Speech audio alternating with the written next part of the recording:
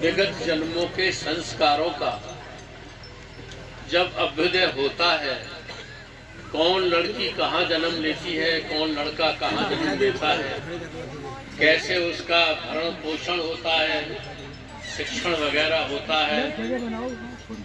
और उसके विगत जन्मों के कर्मों का जब सामंजस्य होता है तो किसी भी बहाने, किसी भी माध्यम से वो एक दाम्पत्य सूत्र के बंधन में बंध जाते हैं, पति और पत्नी के रूप में बन जाते हैं। ये विगत जन्मों के संस्कारों का अभ्युदय होता है। एक गांव में 1000 लड़कियां होती हैं, 1000 लड़के होते हैं, लेकिन जिसके साथ जिसके कर्मों का सामंजस्य होता है वो उसके पति पत्नी के रूप में बंध जाते हैं। भारत की संस्कृति इस बात को भी कहती है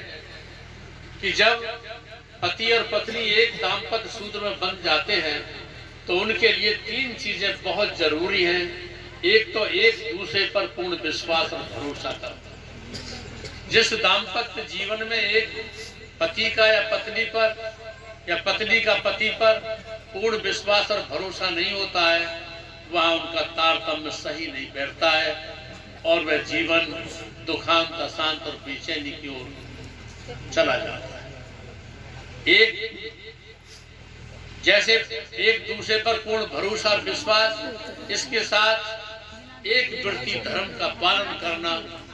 हमारे महापुरुषों ने सब दाम्पत्य जीवन के लिए कहा है। एक वृत्ति धर्म, उसके लिए कोई ना और होता है, बस एक वही होता है। तो जिस दाम्पत्य जीवन में पूर्ण एक दूसरे पर विश्वास, भरोसा और पूर्ण समर्पण होता है और एक वृत्ति धर्म का पालन करते हैं, इसके साथ साथ आप कहीं भी किसी भी प्रकार से, चाहे आप खेती करते हैं,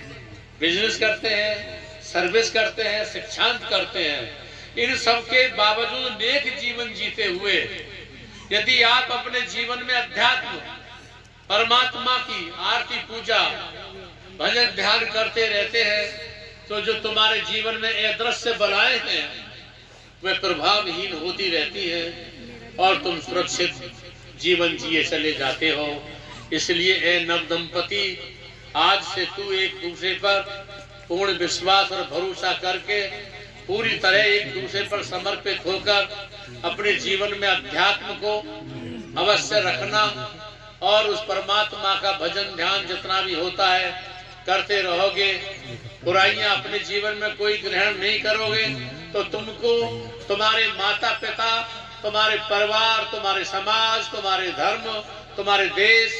के सभी और ऊपर के लोगों के धनियों का तुम्हें आशीर्वाद, स्वयं आशीर्वाद मिलता रहेगा। और यदि तुम एक भी अवगुण में पड़ जाते हो तो तुम्हारे अपने निजी भी तुम्हारे पास से अलग हो जाते हैं और तुम अकेले अशांत बेचैन की जिंदगी जियोगे। इसलिए सब धनियों का, सब बुजुर्गों का, सब देवी देवताओं का आशीर्वाद प्राप्त करने के लिए अपने जीवन को आध्यात्मिक रखना और आदर्श कर्तव्यों का पालन करना, बस इसी के साथ हम सब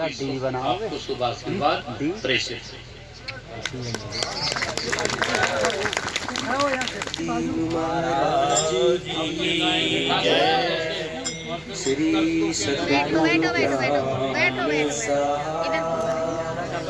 स्वामी गुरुदत्ता। हेलो, देश के लिए जो प्रेमी बोल रहे थे तो गुरुदेव के यहाँ से उठने के 10 मिनट 15 मिनट के बाद जहाँ गुरुदेव ठहरे हुए हैं दयाल के मकान पर, वहाँ वो पहुँच जाए।